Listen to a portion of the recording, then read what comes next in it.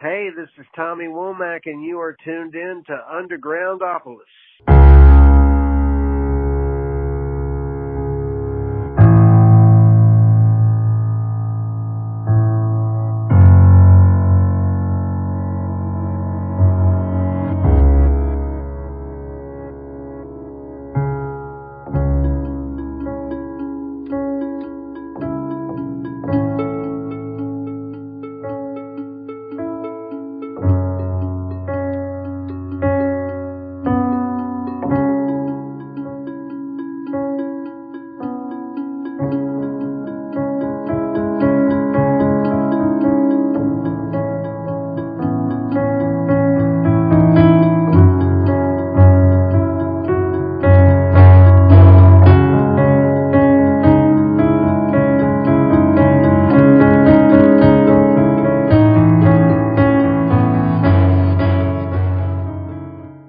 Welcome to Undergroundopolis, everybody. It's Wednesday night at 7 p.m.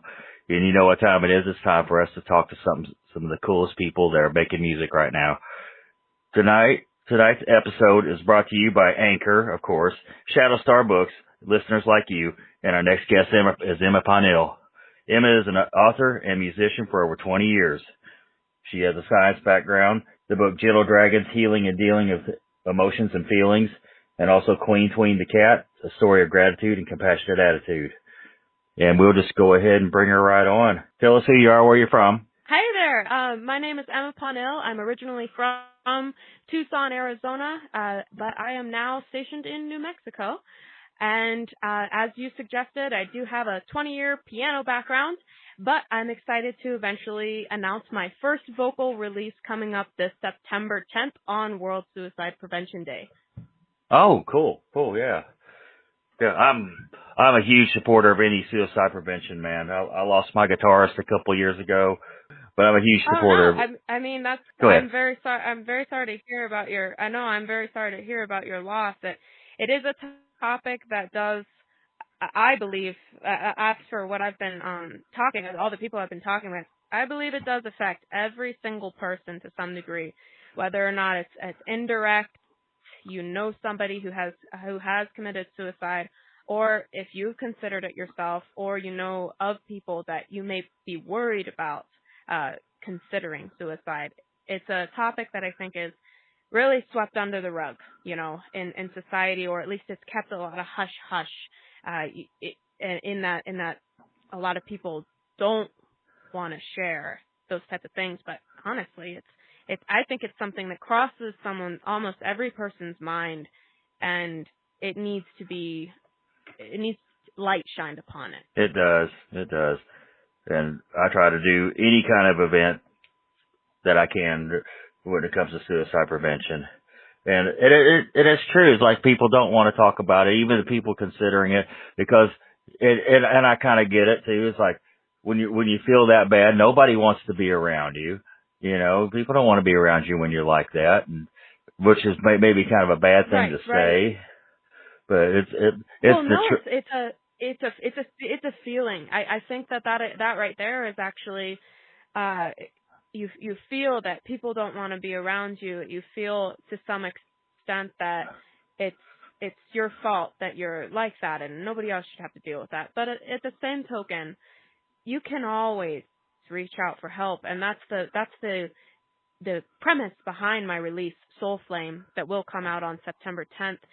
I actually have a movement behind it that I want people to know that seeking help is okay, and that not being okay is okay. and so I have this therapy support program that I've been starting alongside Soul Flame.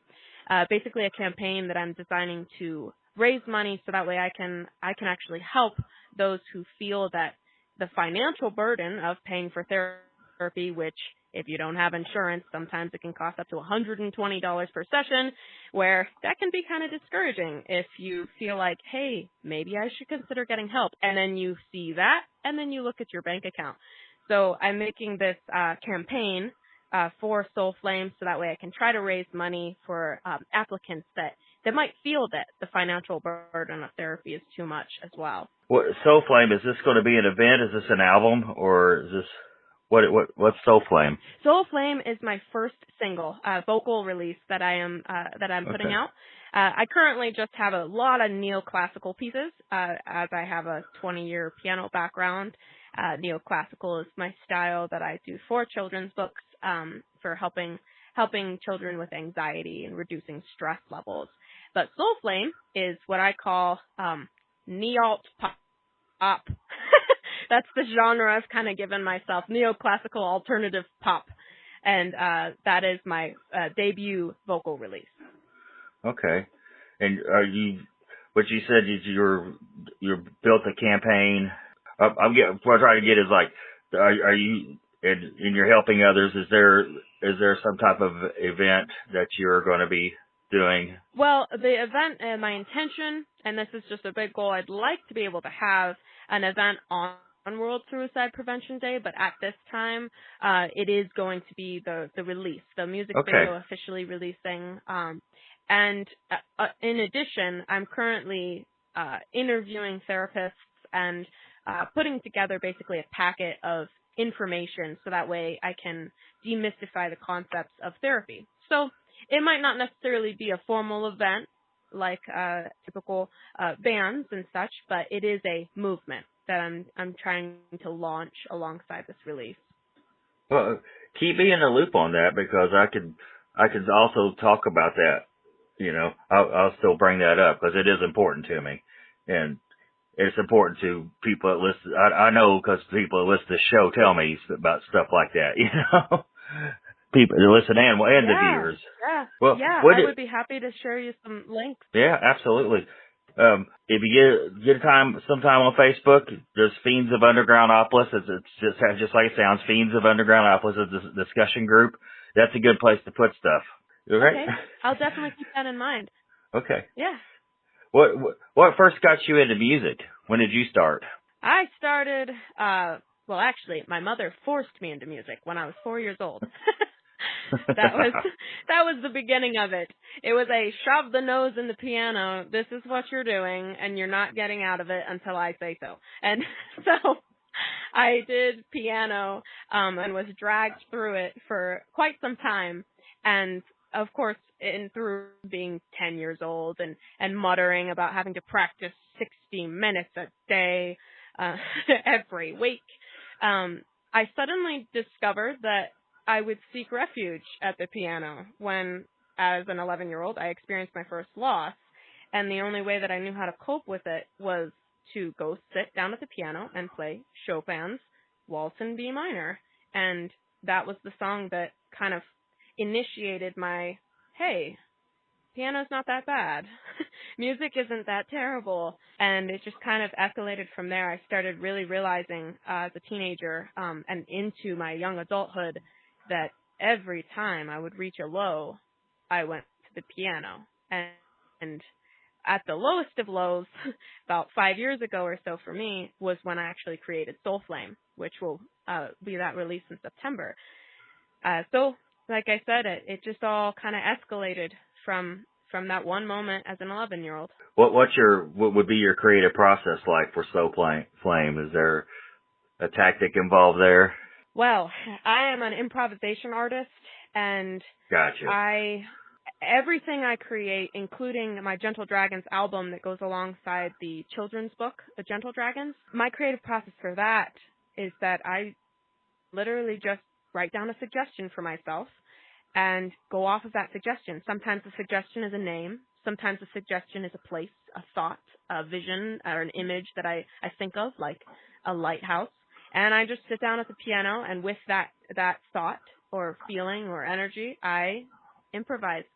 And for Soul Flame, my suggestion was the feeling that I had at night, sitting alone in my apartment, feeling the way that I was feeling.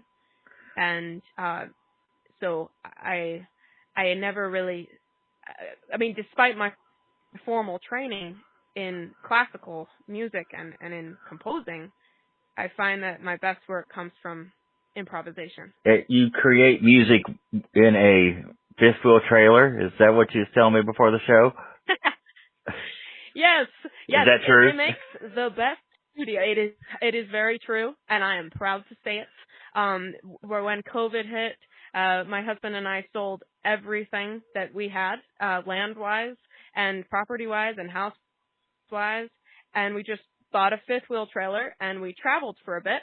And then we decided that traveling was really difficult and that we are homebodies and we wanted a homestead. And so now we are sitting on 85 acres in a fifth wheel. And I continue to make the music on the same piano that I had since I was 4 years old. Earlier, you said you were stationed. Does that mean you were in the military? Nope, that was just a okay. poor choice of words on my part. I'm sorry. Stationed okay. Meaning, well, we're kind of on a platform right now. We've got gravel that is about way too high, about not 7 feet, like 5 feet off the ground that somebody put up. So it feels like we're on a big platform, like a station in the sky in this fifth wheel. So we're up really high right now. That's the only reason I said that. Okay, I was just asking. When did you write your first book? My first book, that is a good question. My first book has actually not been released, the one that I wrote. That was actually my experience in Namibia, Africa, that I'm still working on. But my children's book, my Gentle Dragons children's book, was the second book that I have worked on. And that one, that was relatively recent. I think that was just this year. I believe I released that in maybe April. But that was a fantastic experience. I created everything from the ground up. I did all the illustrations on Photoshop, and I had created all the songs prior to the creation of the children's book, actually. And, yeah, that's how I got started. What gave you the idea so music plays as you turn the pages? Am I getting the gist of that right? Actually, what I ended up doing was I utilized a release that I have already on Spotify, Pandora, every streaming platform, the Gentle Dragons album. I made that prior to the whole idea of the children's book. And so what I did was I included QR codes to the albums that are streamable. So that way those who wanna just listen to the music can listen to the music whenever they want. And what I did was I put those QR codes in the picture book so that parents or guardians can scan the QR code and then just have the music playing as they're reading the story to their child. It makes a really good bedtime read, almost like a very relaxing lullaby, but at the same time, it's just good to listen to in general for relaxation. Well, how did you come up with this whole idea to do that? That's pretty unique. Well, I'm a very visual person, as I'm sure a lot of artists and maybe even musicians are. And when I did the Gentle Dragons album, I was just having fun with it. I was letting my child side play. And I wrote down these random names that popped to mind. It was kind of like a game for myself. And so I just wrote down these odd names, Droffins, Kydonic, Sictonal, and Arlenpour, and all these different names. And then I sat at the piano and recorded everything. But as I record, I just imagine these creatures. And so these dragons, each time I was playing for each song that I created, I had this image in my mind that was very, very stark of these dragons for each one. And of course, my mind is a storytelling mind, and I like going off of these visuals. And so I just started imagining, what if this is almost like a cartoon in my head? And so that's kind of what happened with that, as I imagined each of these dragons having some emotionally healing message for the children or the listeners, because honestly, adults can definitely benefit as well from listening to the messages. But each dragon has that unique message that they have to share towards different aspects of reactions and behaviors and actions that a child can take. So do you paint, or do you draw the pictures, or color pencil, acrylic, or? So I do a little bit of everything. I do all of my album covers, and I've kind of developed my own process that some album covers and some illustrations for these children's books I find need a little bit of hand drawing to start me off. some of my album covers need to be completely painted in watercolor. But no matter what, I definitely utilize Photoshop, because even if I do a watercolor, or even if I do a hand-drawn black outline that I fill in with Photoshop, that's such as I did for Gentle Dragons. I did all hand-drawn, and then I exported them into Photoshop, and then I colored them in Photoshop. Even if I do watercolor, I still take pictures of those, transport them to Photoshop, and give them a little bit of an enhancement, so that way visually they pop more. I like watercolor pencil some. I'm not good at it, but I like it. No one has to be good at it. It's just fun. Well, if you see the Undergroundopolis cover photo, I actually poured that, and it wasn't supposed to look that way, but when it dried, I was like, that looks pretty good. That's awesome. Honestly, I would have never guessed that. It looked professionally done, and I think you did a dang good job on it. Thank you. Yeah, it was supposed to look like something else, but it's still, after, like, I still like it. So, tell us about Queen Tween the Cat. Yeah. All right. So that book is a little bit more personal, which if you read through blogs and articles and all sorts of publications, they'll tell you, don't have personal meaning towards your children's book, which I don't agree with whatsoever. And so I made a book about my sister's cat, because this cat in particular is a very, very affectionate cat, and it really does seem, in my, again, cartoon child's mind, that this cat goes from each animal on our farm and checks in on them, almost like she's just making sure that they feel love. Like, she will rub up against my dog's face, and he's not the most kind dog, but she has some weird effect on him, where all of a sudden he just melts. And so she has this effect, as a cat, on all these animals, including horses. And so I saw this all happening, and then, of course, my sister, who is a very, very committed cat mom, I won't call her a cat lady, but I will call her a cat mom, she was very excited about the idea of me making a children's book that themed around her cat. So Queen Tween the Cat is another musical children's picture book. I created a soundtrack with this one. This was a little opposite from Gentle Dragons, because I created the story, all the pictures. It's a rhyming book, so each page has some rhyme scheme to it, and it's much more appropriate for 4 to 8-year-olds to read themselves, whereas Gentle Dragons is something that I would say the 5 to 8-year-olds or 6 to 8-year-olds can read fluently, but other age groups is excellent for children to read to or with their children as bonding. But Queen Tween has the soundtrack created after I created the book, whereas Gentle Dragons, I created the album and then themed the picture book off of the album. How many instruments do you play? Play well. I play the piano well. But I play the viola like a dying cat. Oh, you're probably better than you think you are. Oh, however, I can play Piano Man on the harmonica decently. Oh, yeah.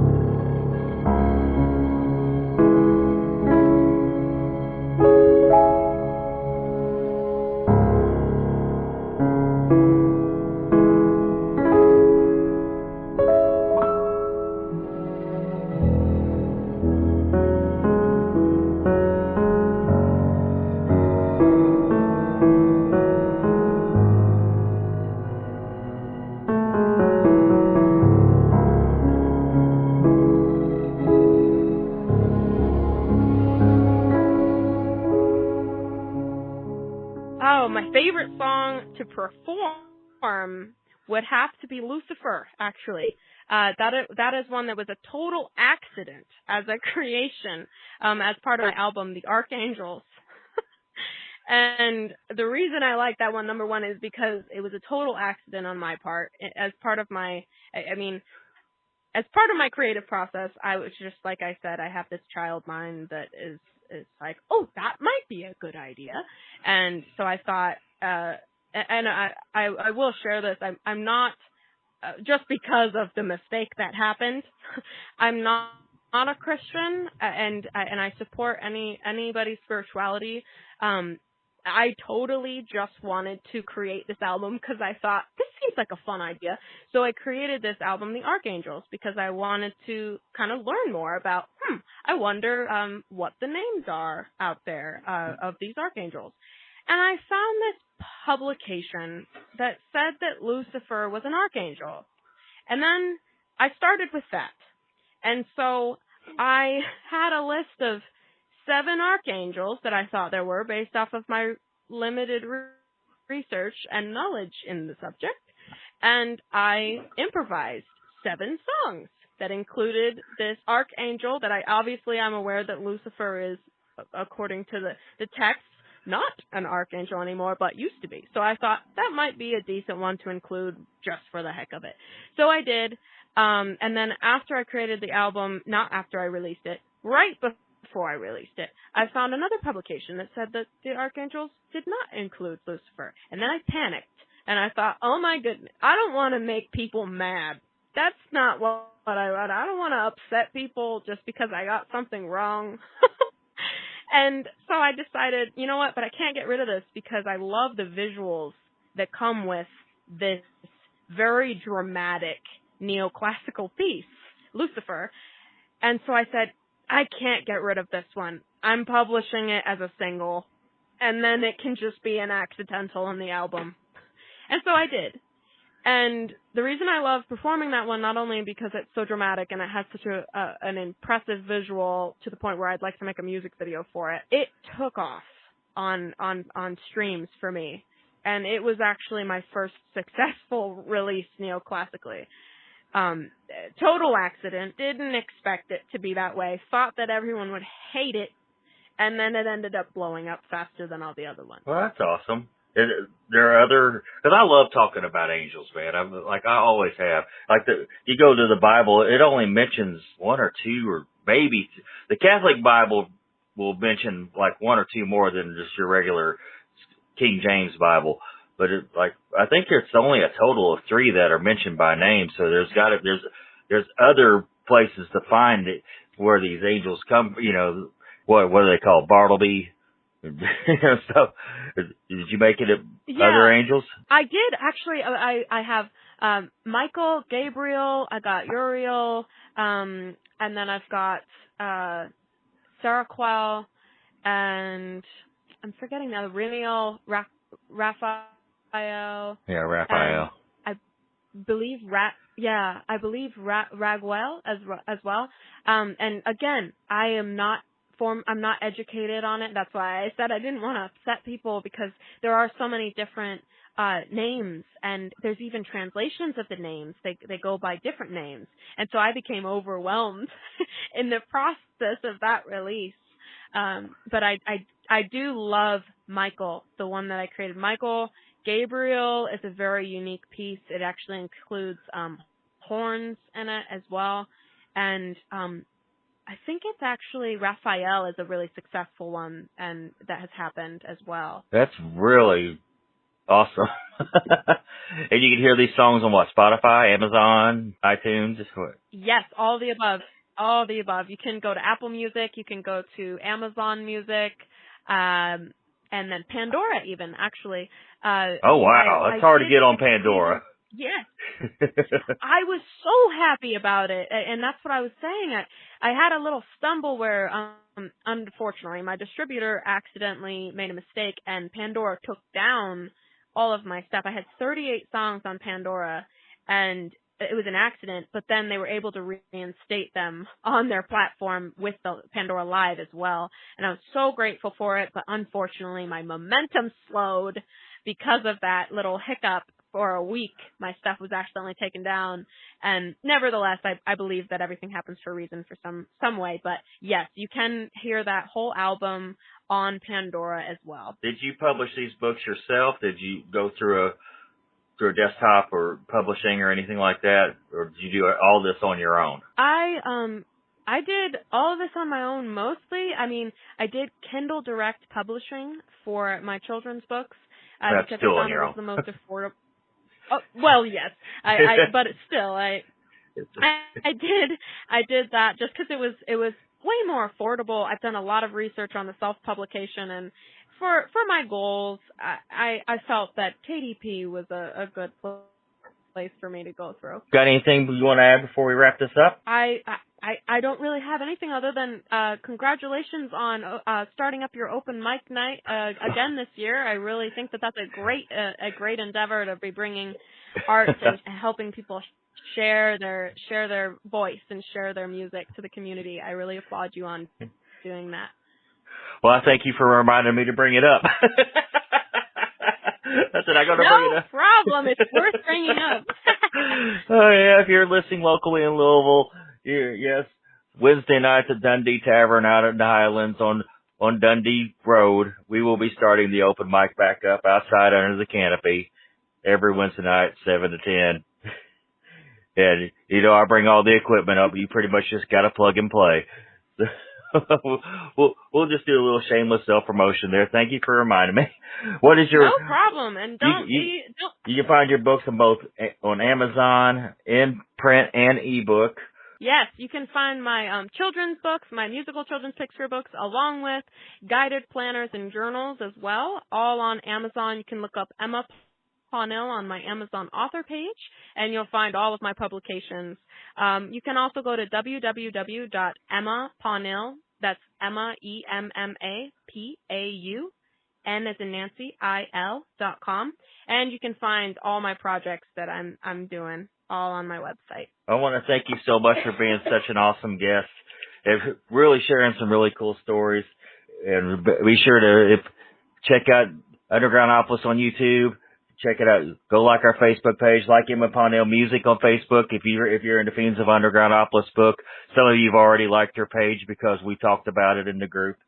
If you got any more likes awesome. last couple of weeks, I'm pretty sure they came from that group. Hey, thank you. You know what? I'm so bad at being active on social media, so I'll have to check and see. And I appreciate that very much so. Thank you so much. Oh, you're absolutely welcome. I'm going to go ahead and this is your host, Rob Lyon. This is Undergroundopolis, and we are signing off.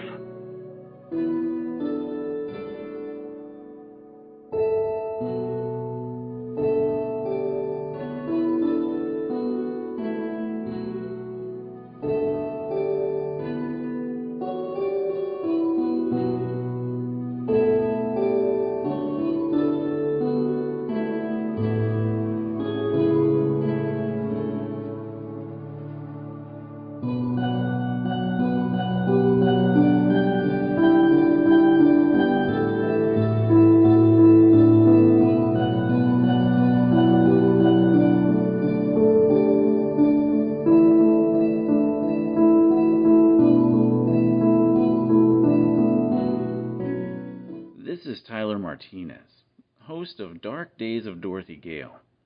And here's your joke of the week. What do you call fake spaghetti? Impasta. I hope that joke wasn't too saucy for you.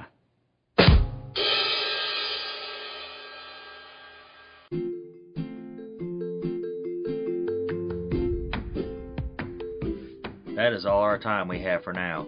Thank you for listening to Undergroundopolis. Remember, we do this every Wednesday night, bringing you new and exciting artists every week. Be sure to hit up their websites and social media and stream or download their music. If you like this show, please follow us on Facebook, Instagram, Spotify, any streaming platform, and leave us a review as well. I'm your host, Rob Lyon, signing off.